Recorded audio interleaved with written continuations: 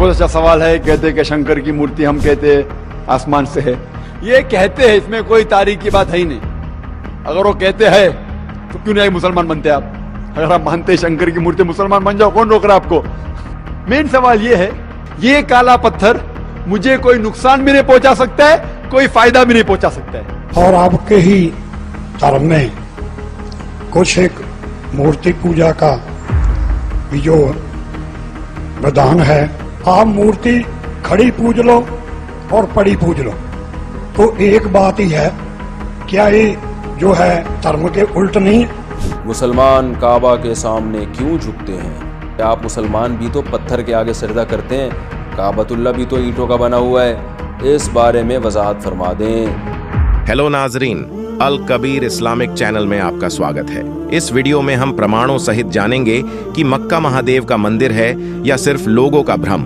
नाजरीन, अगर आपने पार्ट 1 नहीं देखा हो तो आप डिस्क्रिप्शन में जाकर दिए गए लिंक से पार्ट 1 देख सकते हैं, क्योंकि पार्ट 1 देखे बिना आपको यह वीडियो सही से समझ में नहीं आएगी। नाजरीन, पहले हम जान लेते हैं कि इस्लाम में मक्का का इतना महत्व क्यों है। इस्लाम मजहब में 5 स्तंभ यानी पिलर होते हैं, जिनको हर मुसलमान ने पालन करना होता है। ये स्तंभ हैं: पहला, एक ईश्वर पर यकीन करना, पैगंबर मोहम्मद जी को ईशदूत मानना और साथ साथ पवित्र किताब कुरान को मानना। दूसरा, नमाज कायम करना। तीसरा, जकात यानी दान देना। चौथा, रोजे रखना। पांचवा, हज करना। आज हमारा फोकस रहेगा हज पर। नाजरीन, इस्लाम मजहब की मान्यताओं के अनुसार शारीरिक और आर्थिक रूप से सक्षम हर मुसलमान को अपनी जिंदगी में कम से कम एक बार इस फर्ज को निभाने का हुक्म है। आम भाषा में हज करने वाले को हाजी कहा जाता है। इस स्ट्रक्चर को काबा यानी मंदिर कहते हैं।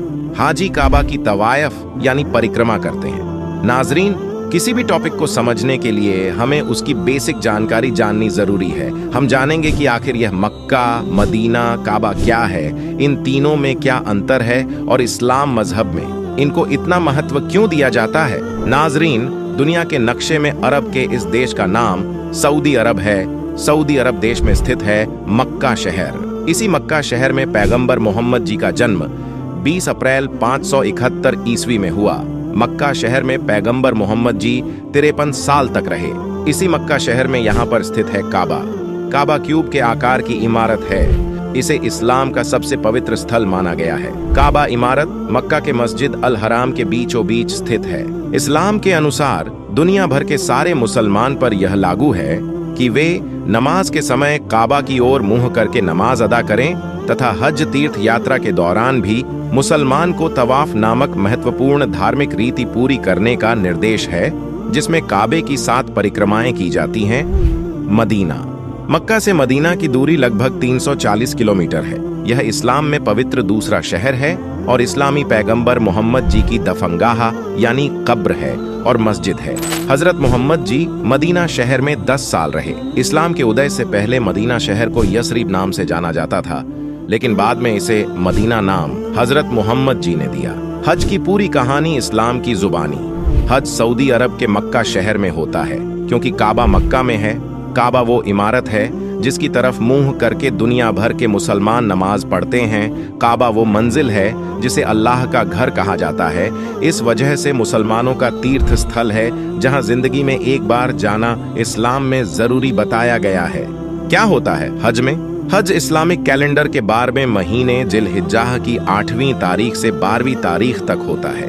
12 तारीख को जिस दिन हज पूरा होता है वो दिन ईद उल अजहा का होता है, यानी बकरीद। हज के अलावा एक और यात्रा होती है जिसे उमराह कहा जाता है। दोनों की रस्में एक जैसी होती हैं, बस फर्क ये होता है कि हज सिर्फ बकरीद के मौके पर होता है और उमराह साल भर में कभी भी किया जा सकता है। 7वीं शताब्दी से हज इस्लामी पैगंबर मोहम्मद जी की जिंदगी के साथ जुड़ा हुआ है, लेकिन मुसलमान मानते हैं कि मक्का की तीर्थ यात्रा की यह रस्म हजारों सालों से यानी कि अल्लाह के नबी इब्राहिम के जमाने से चली आ रही है। हर साल दुनिया भर के मुसलमान यहाँ हज करने के लिए पहुँचते हैं। हज के दौरान निभाई जाने वाली रस्में: नंबर 1, इहराम बांधना।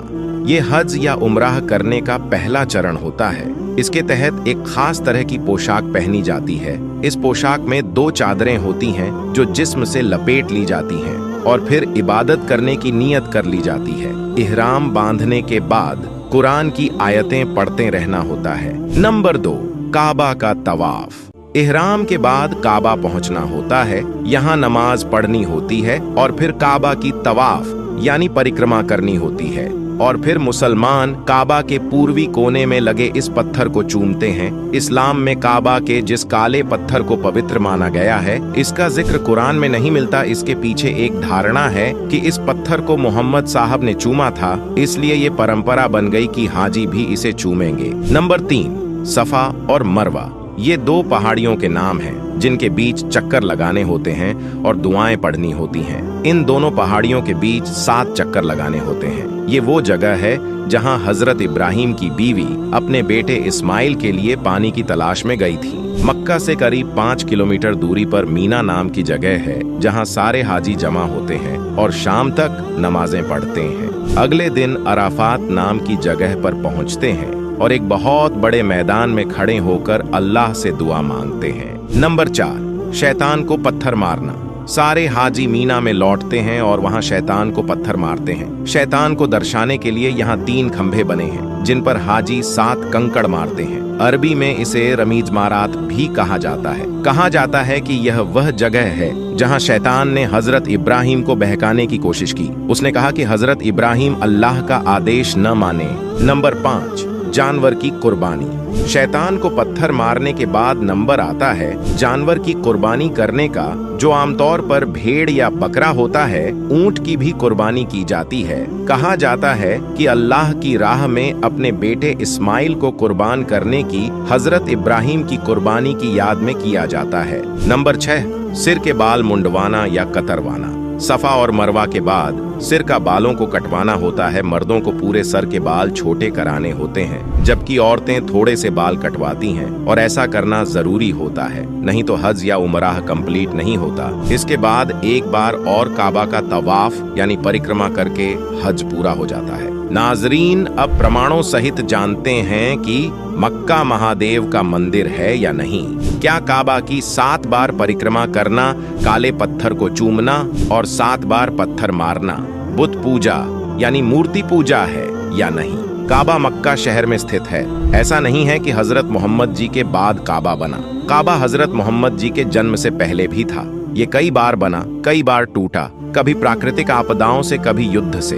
मक्का शहर में काबा का निर्माण पैगंबर इब्राहिम तथा हजरत अल्लाही ने किया था। उसमें एक प्रभु की पूजा की जाती थी। समय के बदलाव के कारण इसमें 360 बुतों यानी देवताओं की मूर्तियों की पूजा होने लगी। इसी मक्का शहर में हजरत मोहम्मद जी का जन्म ईसा मसीह के जन्म बाद 20 अप्रैल सन 571 ईस्वी को यहूदी समुदाय में अरब जाति के मशहूर कबीले कुरैश घराने में हुआ। नाजरीन, हजरत मोहम्मद जी के समय प्रत्येक गांव में यहूदियों की संख्या ज्यादा होती थी। जब 40 वर्ष के हुए तब नबी बने। जो भी कुरान में अल्लाह का आदेश हुआ उसका प्रचार हजरत मोहम्मद जी लोगों के कल्याण के लिए करने लगे। पुरानी परंपरागत पूजा यानी जो बुत पूजा थी उसका खंडन करने लगे। एक अल्लाह की भक्ति करना कल्याण कारक बताने लगे, जिसका भयंकर विरोध हजरत मोहम्मद जी के कबीलों वालों यानी कुरैश वालों ने ही किया। हजरत मोहम्मद जी और उनके अनुयायियों को तरह तरह से सताया जाने लगा। तंग आकर कुछ मुसलमानों ने मक्का शहर छोड़ दिया, कहीं दूर हबशा देश चले गए। आइए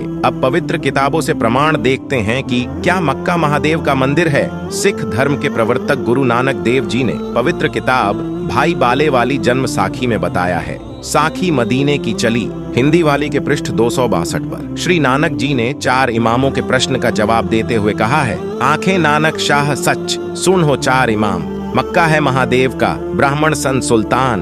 भावार्थ, सतगुरु नानक देव जी ने 4 इमामों से चर्चा करते हुए कहा कि जिस मक्का शहर में जो काबा यानी मंदिर है, जिसको आप अपना पवित्र स्थान मानते हो, वह महादेव यानी शिव जी का मंदिर है। इसमें सब देवी देवताओं की मूर्तियां यानी बुत थीं।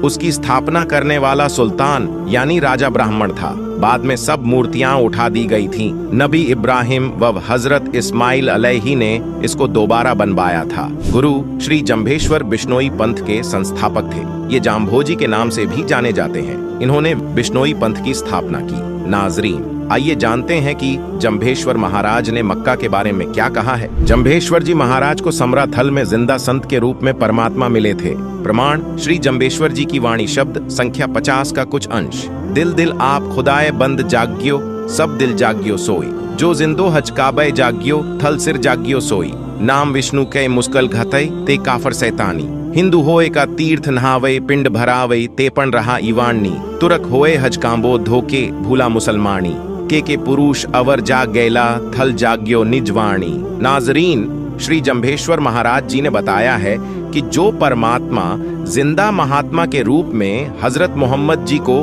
काबा यानी मक्का में उस समय मिला था, जिस समय मोहम्मद जी हज के लिए मक्का में बनी मस्जिद काबा गए थे और उनको जगाया था कि मंदिर मस्जिद आदि तीर्थ स्थानों पर चक्कर लगाने से परमात्मा नहीं मिलता। परमात्मा प्राप्ति के लिए मंत्र जाप की आवश्यकता है। श्री जंभेश्वर जी महाराज ने फिर बताया है कि वही परमात्मा थल सिर यानी समरा थल राजस्थान प्रांत में आया और मुझे जगाया। न जाने कितने व्यक्ति और जागेंगे जैसे मेरा समरा थल प्रसिद्ध है। यह मेरी निज वाणी यानी विशेष वचन है। मैंने अपनी अनुभव की खास यथार्थ वाणी बोलकर समरा थल के व्यक्तियों में परमात्मा भक्ति की जागृति लाई है।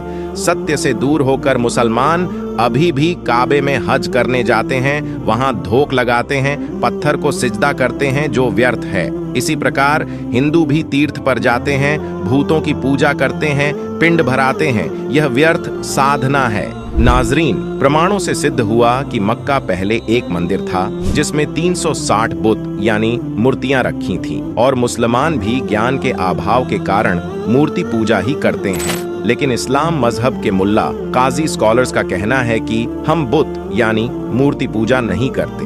लोग को ये गलतफहमी है कि लोग काबा की इबादत करते हैं, क्योंकि हम मक्का जाते हैं, उम्रा में हज में तवाफ करते हैं, नमाज पढ़ते उसके तरफ पढ़ते हैं कि ये काला पत्थर ना ही मेले कुछ अच्छा कर सकता है ना मेले कुछ बुरा काम कर सकता है। तो वो उसकी हम इबादत नहीं करते। मुसलमान जो काबा है उसकी इबादत नहीं करते, बल्कि अल्लाह की इबादत कर रहे हैं और अल्लाह ने ये बता दिया कि ये मेरा घर है, इसकी तरफ रुख करो। लेकिन सवाल ये पैदा होता है कि जब इस्लाम में मूर्ति पूजा हराम है तो फिर 3 खंभे शैतान कैसे हो सकते हैं? माना किसी ने बहकाया होगा, लेकिन ये खंभे तो शैतान नहीं है। फिर क्यों पत्थर मारे जाते हैं? और जब पत्थर भगवान नहीं हो सकता तो फिर पत्थर शैतान कैसे हो सकता है? जब पत्थर पूजना गलत है तो शैतान को पत्थर मारना कौन सी समझदारी है? लेकिन अफसोस की बात मुस्लिम मौलानाओं स्कॉलर्स के पास इसका उत्तर नहीं है। नाजरीन, अगर आपको इस्लाम मजहब और कुरान पाक की आयतों की सही तर्जुमानी को अच्छी तरह से और सरल भाषा में जानना है तो इस पाक किताब मुसलमान नहीं समझे ज्ञान कुरान में सभी शंकाएं समूल समाप्त की गई हैं। कृपया दिल थामकर धैर्य के साथ पढ़ोगे तो दांतों तले उंगली दबाते रह जाओगे। लेखक बाखबर संत रामपाल जी महाराज ने इस पुस्तक को यथार्थ संपूर्ण अध्यात्म ज्ञान से प्रमाणों सहित लिखा है। अगर आप इस पुस्तक को मंगवाना चाहते हो तो निम्न फोन नंबरों पर हमें अपना नाम पूरा पता भेजें। आपको मुसलमान नहीं समझे, ज्ञान कुरान किताब आपके घर तक फ्री में पहुंचाई जाएगी। नाजरीन, इस्लाम का उदय और हकीकत की इस सीरीज के पार्ट 3 में हम बात करेंगे पैगंबरों पर पवित्र किताबें कैसे नाजिल हुईं और पवित्र किताबों में खुदा ने हमारे लिए क्या आदेश भेजा है। क्योंकि मुसलमान मौलाना और स्कॉलर्स समझ नहीं पाए कुरान का ज्ञान, इसलिए हम लाए हैं आपके लिए बाखबर का दिया ज्ञान। आप सभी को धन्यवाद दोस्तों, समय निकालकर हमारे वीडियो को देखने के लिए। हम जल्द ही एक और नई वीडियो को लेकर वापस आएंगे। इस चैनल पर हम इस्लामिक ज्ञान, धार्मिक तर्जुमानी, कुरान के तफसीर, हदीस और अन्य इस्लामिक विषयों पर वीडियोस शेयर करते हैं। हम इस्लाम के मूल्यों और नए रास्ते के बारे में चर्चा करते हैं और आपके जीवन को एक सकारात्मक रूप में प्रभावित करने के लिए प्रेरित करते हैं। यदि आपने हमारे चैनल को अभी तक सब्सक्राइब नहीं किया है तो कृपया सब्सक्राइब बटन पर क्लिक करें और वीडियोस को लाइक, कमेंट और शेयर करना ना भूलें। आप हमें अन्य सोशल मीडिया पर भी फॉलो कर सकते हैं। मुसलमान धर्म से संबंधित अधिक जानकारी के लिए पढ़ें बाखबर संत रामपाल जी महाराज द्वारा लिखित पुस्तक मुसलमान नहीं समझे ज्ञान कुरान। पुस्तक को अभी प्राप्त करने के लिए नीचे दिए गए नंबरों पर संपर्क करें।